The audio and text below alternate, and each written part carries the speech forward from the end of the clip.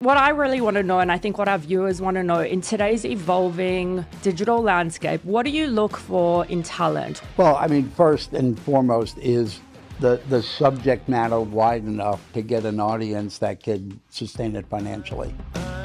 Larry Namer is the co-founder of E! Entertainment. Please give it up for Mr. Larry Namer. So excited to welcome Mr. Larry Namer to the show. He is a media icon, co-founder of E!, president of Meetan. Larry Namer, the founder of E! Television and The Howard Stern Show, The Kardashians. Started watching it. We didn't have money to buy professional cameras and stuff. We bought used industrial equipment. We rented the old Hollywood freight station in Hollywood, which is a railroad station. There was no stage there or anything. I feel like the first major hit we had was Talk Soup. And you know, when I went back and told the team, I said, I want to put cameras in this guy's radio studio. They were like, when you did Talk Soup, we thought you were out of your mind, but now you're really out of your mind. Whenever I go in with something unusual, the first thing out of people's mouth, they go, well, what's it like? I go, it's not like anything. It's a new idea. No ceiling, no crown, no pressure gonna hold me down. Actually, I had someone come up to me last night saying, well, who are you trying to be? And I said, I'm not trying to be anything. I'm just trying to be me, okay? I love America. And really, I do love this country. I think people here are go-getters. There's so much opportunity. Everyone wants to be the next Kardashian or Howard Stern. And most people just don't realize how much really goes into it. It's a job. It's not like all fun. I want to be a talk show host. If Drew Barrymore could do it, I could do it.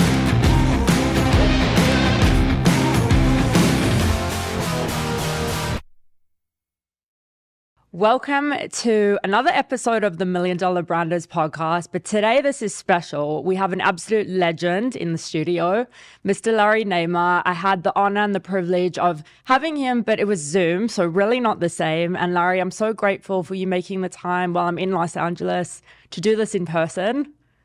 Happy to be here. Thank you so much.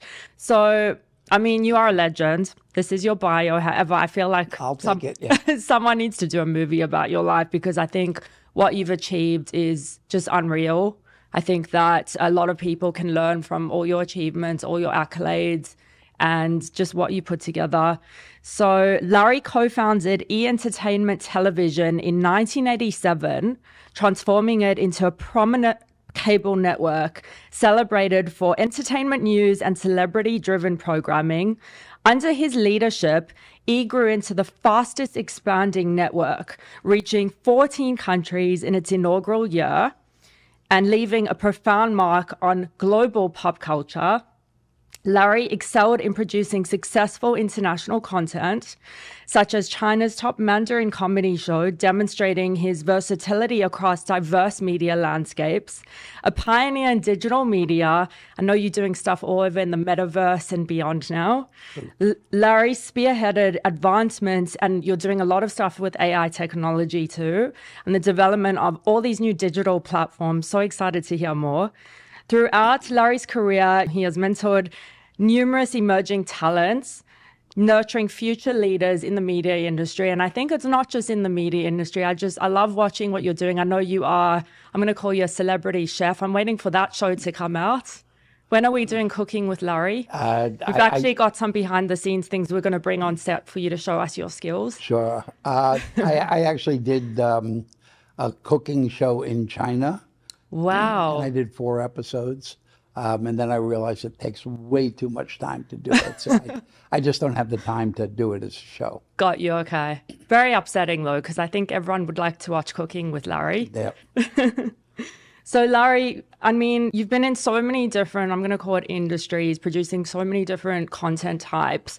But what I really want to know, and I think what our viewers want to know, in today's evolving digital landscape, what do you look for in talent? What do you look for when you're putting together a show for people who are going to be on the show or people who are going to be contributing? Well, I mean, first and foremost is the subject matter wide enough to get an audience that could sustain it financially. I mean, because our feeling is unless you could, figure out a way to monetize these things. I mean, all this, follow your passion stuff, we're not great believers in. because we all have to pay the rent, we have to buy food, Absolutely. and, do all of that kind of stuff. So unless it has some real basis in, financial wellness, let's call it, we probably pass right away. But then when you get past that, you say, okay, the subject matter could withstand there, then you talk to the people, and I get pitched a lot, everybody wants to be a host, and everybody wants to be the next Kardashian or Howard Stern and No, really? stuff. And most people just don't realize how much really goes into it's a job. It's not like all fun. And, I tell people when they pitch me, I want to be a talk show host. If Drew Barrymore could do it, I could do it. And, I say, do you realize you're going to get up at 3 o'clock in the morning every day? You're going to go into hair and makeup till 5. You're going to shoot till 11. You're going to go home, you're going to have lunch, you're going to go to sleep, and you're going to do it 50 weeks a year. And most of them, even if the personality is there, the work ethic, they go, no, I can't do that. I like to spend the summers in Ibiza or the Hamptons or stuff like that. So either the personality isn't there or the work ethic isn't there. So most people don't really have what it takes. Every once in a while you find one. What is the worst pitch you've ever had? The worst? Some of the druggy stuff when marijuana started to become legal here.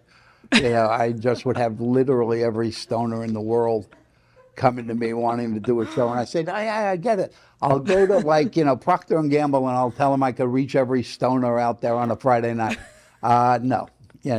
But yeah, those are probably the worst. And then that's toned down. Sure. And for the viewers who haven't watched our part 1 interview, which was over Zoom, I really want to tap into a little bit of your story and how you started, because I know you were very big on interns and getting people to jump the fence, right? Yeah, so yeah. can you elaborate on your story a little bit? Sure. Well, I literally started right out of college as an assistant underground splicer in Manhattan Cable, where I used to go under the streets of New York every day and put the wires together. And I made friends with the roaches and the rats and, all of that stuff. But, I kind of rose up the ranks in the cable business. And then when we were going to start it was my friend Alan Marufka and we came up with the idea MTV of the movies. And, we wrote a business plan and we thought it was brilliant. And we went around and, at that time, the cost to start a TV network was somewhere between $60 and $100 million. And while everybody was telling us that it was a good idea, nobody was giving us 10 cents. So after 3.5 years, we found a banker on Wall Street who had just taken over investment banking. And he said, I love this and I want to do it. And, I'm in. We said, great, could you make it more like the 100 million? And he goes, oh, no, I can't sign for that. I go, well, is it going to be 60? He goes, well, I'm only allowed to sign for 2.5. And we go like, what do we do with 2.5? It's cost 60 million to start a TV network. And we just said, you know what, fine, we'll take the 2.5, we'll figure it out. And I had a friend teaching radio, television, and film at University of Texas in Austin. And I called him up and said, Brian, could you send me some interns? And he literally said, yeah, I'm having trouble placing interns this year. And he sent us 31 interns. Wow. So people don't realize he didn't start from a big media company. We started with 11 employees and 31 interns. Wow. And building a company culture, that must have been its own animal. Company culture was great from day one. And then once we were on the air, everybody was fighting to get in. Because a lot of it really was my sensibility, which was Hollywood is funny stuff. Don't try and make believe it's rocket science. So it was a fun place to work. Everybody was young. I think, our average age was probably 22 or 3. I'm only 22 or 23 now. Me too. And, so it was just a real culture. And it was very pirate. And that's really what made E! Was people started watching it. We didn't have money to buy professional cameras and stuff. We bought used industrial equipment. We rented the old Hollywood freight station in Hollywood, which is a railroad station. There was no stage there or anything. Wow. And, people were watching. They go, I feel like we're watching something we're not supposed to, and it was kind of that pirate nature. It wasn't the, so Mr. Cruz, tell me about your next movie. was like, what the hell are you wearing? You know, why are you wearing that kind of thing? And so it's very irreverent. And then, you know, some of the stuff was stuff that people never thought they'd ever see on TV. Like the first major hit we had was Talk Soup. And, you know, when I talked to the crew, I said, I want to do a TV show that makes fun of TV shows. And they looked at me and said, you're out of your mind. Who's going to do that? You know, and that show ran 26 years. Wow. You know, and then Howard Stern, you know, we met this tall, lanky guy in an elevator in New York, and he was telling us how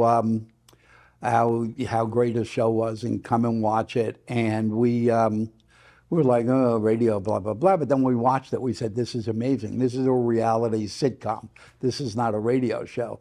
And, you know, when I went back and told the team, I said, I want to put cameras in this guy's radio studio. They were like, when you did Talk Soup, we thought you were out of your mind, but now you're really out of your mind. But, it, you know, it was a throwback. People didn't realize it was a throwback to an old TV show here in the U.S. Called WKRP in Cincinnati, which was a sitcom about a radio show with an ensemble cast, and Howard was the real life version of that. So, you know, for me, or, you know, me and Alan, this wasn't like startling to us. Yes. It's like we kind of said, yeah, so people around the world like Hollywood gossip. Yeah, why? You know, that's not rocket science. Yes. What is, if you had to span through your entire career and life, what is one of the most special, iconic moments? Well, there are a few. I'm actually writing a book now, so I kind of cool. I'm going back and remembering all the stuff I haven't thought about for years. Number one, I actually brought Vladimir Putin to the United States as my guest, and I introduced him to Henry Kissinger, which was really weird. I had a big TV show in Russia for years, and I was doing a big charity for children. So, you know, introducing him to Henry Kissinger certainly goes down there, but probably the most interesting and the one where I felt best about myself, I decided that at this ripe old age, I'm funny. So I wrote. You are pretty funny. I wrote a comedy about the contradictions of modern Chinese life. Is what happens when you have incredible economic growth in a short period of time, and people's social skills don't grow as quickly as their bank account. You know, and you see that with like the Russians and, you know, the Arabs. You know, they have Gucci this and Prada that, and, you know, the kind of the mantra is, if you have money, wear it. You know, and the Ferraris and purple and orange and, you know, all of that. So I wrote this comedy about that in China because I noticed that was going on in China now. And my partner in China said, I love the story, I'm going to take it to the TV station. So she did that, and he said they really liked the story, they want to meet the writer. And they arrange a dinner, and we go to the dinner, and the guy comes in, and I speak enough Mandarin to understand when somebody's calling me the white boy. How do you say that in Mandarin? I'm not going to go there. But I don't want to embarrass myself. But, you know, he comes to the dinner, and this is the head of the biggest TV station in China. Just to give you a perspective, they reach 1.1 billion people. Wow. And they apologize for the 200 million that they don't reach. Wow. But it's all Communist Party controlled. So he's telling my partner, going, no, I want to meet the writer. This is a white guy. You know, I'm like, really? Do you think so? And, you know, the guy went to Dartmouth or something. He spoke, he switched to English. He goes, no, I just never thought this was written by anybody other than a Chinese person. He goes, brilliant. But we're Communist Party television. We can't put an American writer on. I went, yeah, okay, whatever. 2 weeks later, he called back and said, you know, I went to the propaganda department because I really love your story. And they know you, of course, and they said, you're okay, and if we want to do it, we can. Wow. So we ended up on national TV, on the #1 TV station, and the comedy went 72 episodes. Oof. Which was, and then finally I stopped. I said, I can't be funny for more than 72.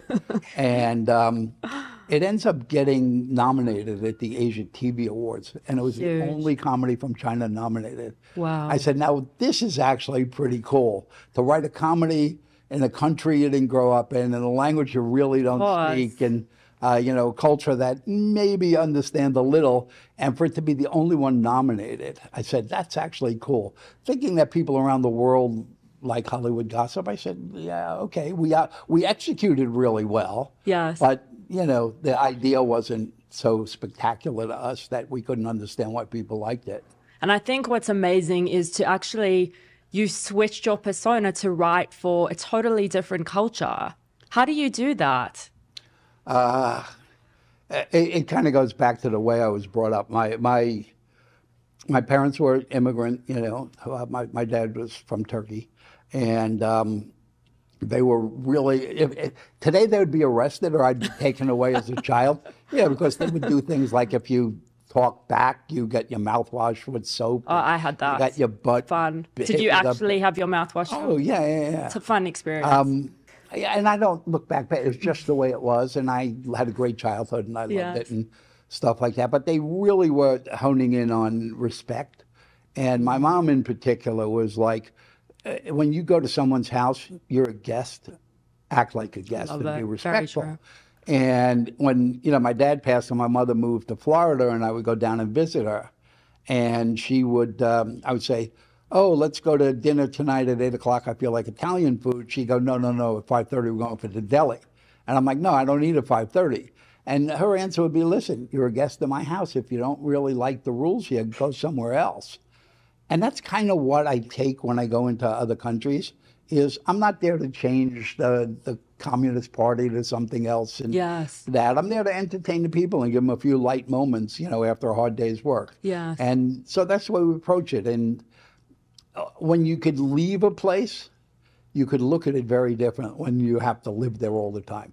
So I know I could leave China anytime I want. I know I could leave Russia anytime I want. That gives you the chance to really observe the way people live and what they say and stuff like that. And most of the time you can find the humor in it. You mentioned something about being observant. So if let's say I want to build a TV show, I want to get on social media, what are your top tips for entrepreneurs of today to really make a lasting impression on their viewership? Well, I mean, number one, you gotta really look at it. You say, whatever my subject matter is there a large enough market to support it, and one that's easily enough reached? So I look for niches that are kind of, I call underserved by media, and then say, okay, how would I reach kind of the core audience? I could always build the audience out once I get the core.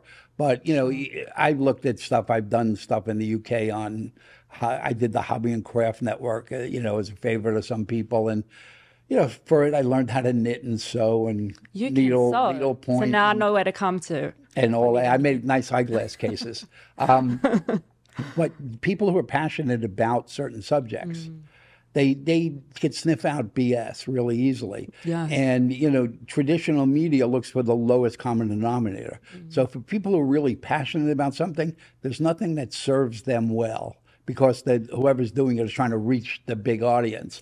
I look at it the other way and go, okay, let me see if there's enough really passionate, knowledgeable people in that niche to keep it alive. And then, like, what do I have to do to super serve them? Where they go, I can't believe someone finally did this. Hey guys, so if you are enjoying this episode, if you have gotten value from this episode and it has changed your life by teaching you things, I'm going to ask you a huge favor. If you would subscribe, like, follow, and share with people so we can bring more incredible guests to the $1 Million Branders podcast to serve you better, so you can make more money in your business, in your life, and accelerate your growth into becoming the $1 Million brand that I know is possible for you. Thank you, and my greatest appreciation to you. And we're living in this culture now where everyone, actually, I had someone come up to me last night saying, well, who are you trying to be? And I said, I'm not trying to be anything. I'm just trying to be me, okay? So, I mean, how do you differentiate? I'm not gonna generalize in terms of countries, and I love America. And really, I do love this country. I think people here are go-getters. There's so much opportunity. The people that I met are really hardworking. But how do you differentiate between the BS and the real people? Well, you just have this this thing, and I sympathize with what you said there, because whenever I go in with something unusual, the first thing out of people's mouth, they go, well, what's it like? I go, it's not like anything. It's a new idea. Yeah. You know, and that's the hardest thing to get over. I got to say that particularly in the last 10 years, I've kind of moved from being known as a Hollywood loony to now people refer to me, I'm a visionary. You know, Okay. I just find out it's hilarious that I didn't do anything to change, but I've now become a visionary. So now How does that feel?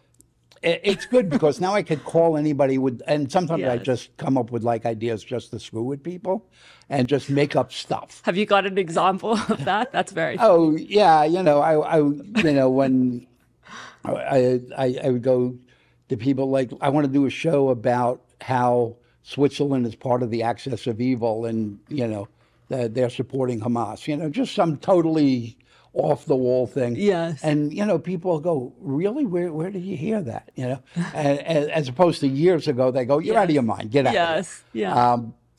But it's hard. It's hard. You know, the media business has become so corporate that everything is very bottom line oriented, and it's easy for a development person to say no than it is for them to say yes to something that's a little bit unusual. I mean, they could go in and go, okay, you know, I got this guy, Dr. Phil, he's supported by Oprah and whatever, and you can't get in trouble for taking a disciple of Oprah. But to come up with a new person and stuff like that who's never really been tested. I mean, I've got it now. I'm doing a show called Uncanceled, all about cancel culture. Yes. And my host is this journalist woman who's just, I thought she was out of her mind when I met her. She actually flew to Iraq and asked the Taliban to kidnap her because she wanted to get like into exclusive interviews. They were smart enough not to do it. But, you know, when I go out with the show called all about giving people who are canceled, right or wrong, the opportunity to either tell their truth or apologize. Say, you know what, I did something that I now regret. I'm really sorry, and I want you to forgive me. But when I go with people, I go, it's a great idea, but, you know, who is she? You know, I'm going, she's new, she's fresh, she's different. You know, it's not the same, so Tom Cruise, tell me about your next movie kind of interview. Yeah. And it's hard to get people to get past that because they're worried more about their job than they were about stepping out and taking a chance. Interesting. So from your experience, how do you get people to say the yes instead of the no? You surround them. You make it so that, you know, I mean, for me these days, different than in the past is, you know, it's that fear of missing out. They're going, Love it. I really love this new thing I did. It could be the next Talk Soup. You don't really want to miss out on that, do you? Interesting. So that, and then, you know, you look at what their agenda is. Like I'm doing this nighttime talk show called Natasha After Dark, which will come out in the fall. And there are no women in late night television in America. And now there's Taylor Tomlinson, but they're trying to make her a guy, so she doesn't count. But, you know, with Natasha, she's not a celebrity interviewer. She's a motivational speaker, so she's entirely different. And so when I go in and pitch that, you know, the first thing I go, oh, so tell me, how many women do you have in late night TV here? And they go, let me help you. You got none.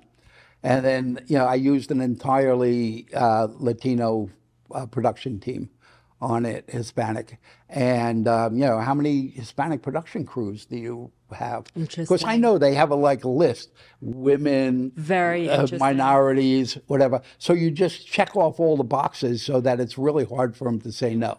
That's really cool. And then when it comes to disrupting an industry, because I feel like everyone is trying to disrupt everything these days, what's your advice on making a mark or building a legacy? Well, I mean, disruption? I think with new technology, there's all kinds of things. I mean, you look, the first thing we look for is the resistors. I mean, you saw it with the music business when digital came out. You know, they spent 10 years going, we're never going to let that happen and stuff. You know, and then you got iTunes and Spotify and, you know, then everybody's like, oh my God, you know, they're monsters. I go, yeah, but you basically let them become those monsters. And, you know, now I've seen it again with AI, the fear of AI and what it is. And, you know, you talk to the Screen Actors Guild, people who are on strike for 6 months or 7 months, whatever they were, fighting AI. And I'm going, it's so wrong. You got to embrace it. Figure out how you stay in it and how you benefit by it. But don't think that you're going to stop it from happening, because that's not going to That's not going to happen. Absolutely. And what do you think the future of the, I'm going to call it the film entertainment industry is? Well, I think I mean, clearly it's moved to an on-demand thing. You know, the days of, you know, NBC telling you what they want you to watch on Thursday night at 8 o'clock are pretty much, those are gone. People are rebels now. Sports news needs to be time anchored, but there's nothing else that really needs to be time anchored. So yeah, I ask people a simple question. Do you want to watch what NBC wants you to watch when they want you to watch it? Or do you want to watch what you want to watch when you want to watch it on the device you want to watch it? We all know the answers. Yeah. You know, a lot of the big companies have a hard time dealing with that because they're public companies and, you know, they have investors and shareholders that they have to satisfy. And, you know, for them to write off all the infrastructure they have in the old linear television, you know, they're writing off billions of dollars, which they don't want to do that because it sends the stock down. The chairman gets fired and whatever. So, you know, a lot of it is more based not on what really is going to happen regardless, but based on people trying to protect their job. Huh. What a brilliant interview this is. And when it comes to like, I want to talk a little bit about raising capital for things. So if someone has an idea, what do you look for in people who come up with an idea and they want to raise capital? How would you go about that? Well, we look and say, you know, we talk to a lot of investors all the time. Either we reach out to them on a project, or we actually have a lot of people come to us going, you know, my life is boring. I want to invest in something that I could, you know, meet movie stars. So we look at that kind of stuff and say, is there a logical place to go to look for money? We ourselves, you know, we're one of the only companies now that are independent. So we're not part of any of the studios, not part of any of the platforms. And so people or brands come to us when they're really looking for fresh ideas. There are very few companies that could take an idea and turn it not just into a TV series, but a viable business. Yes. And, you know, we're very much into story integration and stuff. That's why we love China, because we get to experiment with a lot of stuff in China that when it works, we could bring those kind of theories back here. Because you can do it a lot cheaper there than you can do it here. Totally. So, and then we look for people to put their own, we look for people to put their own capital in. There has to be something. I mean, it could be $10. But, you know, what I found over time is when people come with a good idea and we spend a year working on it and then they go, oh, well, I don't really think I want to do it anymore. We're like, oh, God, you know, we wasted all our time. So we always say you got to come in with something. You have to have a vested interest in sticking with this, because we don't want to be going a year down the road and then you're saying, oh, I'd rather go to the beach. Absolutely. It's a vested interest in whatever it is you're creating. Yeah. And then with branding, how important do you think branding is in today's times? Oh, branding is huge. I mean, it's key. You know, whether it's a product or a person. I mean, every celebrity is a brand, and it actually goes back to, you know, the whole thing about AI. And when I was talking to people like the Screen Actors Guild or the Writers Guild, going, you know, guys, wake up. You know, used to be that cavemen painted on the wall and that was art. And then somebody invented canvas and paint. Yes. And the cavemen were going, no, we're not going to let that happen. Well, you know, it's going to happen. And, you know, but when I talk to, you know, people in the guilds and stuff like that, you know, it's just, it's coming. And there's so much good, there's a lot of problems with it that our legislators have not caught up with. Creating, you know, deterrence to bad people doing bad things, but you know, it's gonna be, and you know, so yeah, when I talk to, you know, like people in the Screen Actors Guild, they go, oh, we got really screwed in the Netflix deal. I'm going, okay, let me explain to you why. You did it when Netflix was this big, and you made a 10-year deal, and then Netflix is going to be this big, and they're doing the same thing that they did, whatever there, and you let them do it. Yeah. And I would think that you would learn from that and go, okay, either we don't do 10-year deals, or we look into the future and say, okay, it may be this big today, but what could it be in 10 years? And, you know, that's kind of like what they were doing with AI. When I told them, they said, well, we hired someone who knows AI and they're doing it. I go, that's not what you want. You want a futurist. somebody who could look at this. You want and a say, visionary. where could it be 10 years from now? Yes. And could I build in things into this contract that protect me so that if this becomes, this big, I am not going to get screwed? And you look at, this whole thing, they go, well, you're going to shoot a movie and then use the footage to make more movies and nobody's going to get paid. And I go, that's like so ridiculous. And it's so easy to deal with. I mean, if you look at, TV reruns, if I make a TV show with you, I pay you whatever the union scales are supposed to be. And if it goes to rerun the first time, you get X. And if it goes second time, you get X. And, yes. It goes on down the line. I said, but with AI, let's say I shoot a movie with Tom Cruise. Okay. Yes, I could take that footage and use AI to make another movie. But if you write in the contract saying that if you're going to make another movie with the existing footage, you got to pay the same amount you paid for the first one. And by the way, Tom Cruise is a brand. Every celebrity is a brand. And that if Tom thinks that what you're going to do is off-brand, they have the right to say no to it. Yes. Like, I can't do a movie with Tom Cruise and then take him and put him in a porn movie. I mean, it would hurt his brand. I think it would hurt his brand. So you kind of go to that. You look for brand protection. And, product brands do it the same way. They write in, you can't, put my, soda on the set of a porn film, stuff like that. You have a soda? No, I'm kidding. It's not all that complicated to figure out how to do it contractually. Definitely. So, Larry, what is the best piece of advice you've ever got?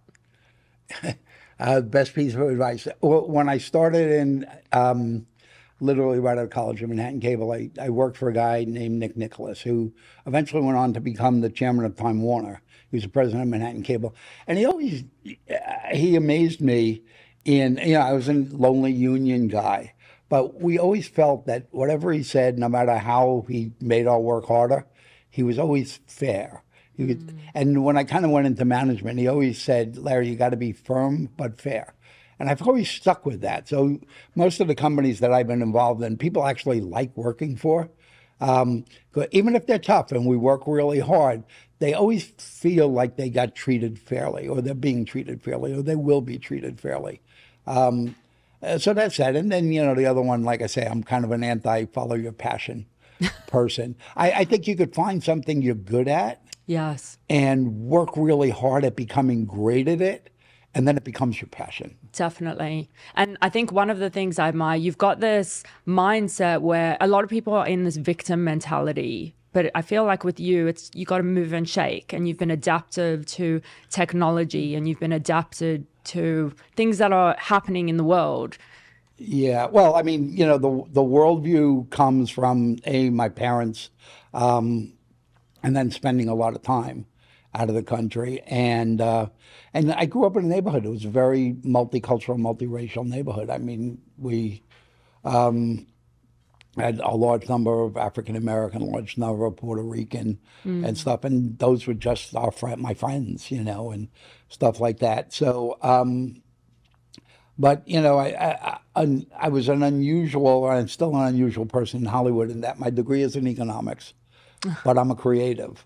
So I'm a creative who knows how to read a balance sheet and understands business. And then I actually spent 2 years as the primary consultant to Microsoft for strategy. Wow, I didn't know that. So I got to learn more about technology than any human should ever have to learn. Wow. And going back to advice, what's the worst piece of advice you've ever got? Follow your passion. Follow your passion. Again, everybody, you have to eat. There are realities of life. You have to deal with those. And, passions are interesting. But if they're not going to let you pay the rent, they're not going to put food on the table, it's just not going to, it's not going to work long term. And for entrepreneurs who are up and coming, who are trying to build a business, because there are some entrepreneurs who are creative, some are good at maths. What advice can you give to those people trying to build a brand, trying to build a legacy, trying to be someone? And that's a tough one. I think, that when you find that niche, you gotta be tenacious and stick with it. You gotta have the work ethic, and usually the success doesn't come right away. It's a building process. You get knocked down a lot, and you got to learn to get up quickly and stuff like that. And now I think there's a culture of giving back. That it started with a company called Tom's Shoes, where Blake Mycoskie, who started Tom's, started the company, and for every pair of shoes you bought, he would donate two to a kid in the Amazon with no shoes. And that's kind of now permeated corporate culture, because people have begun to realize that you could make money and be good and do good at the same time.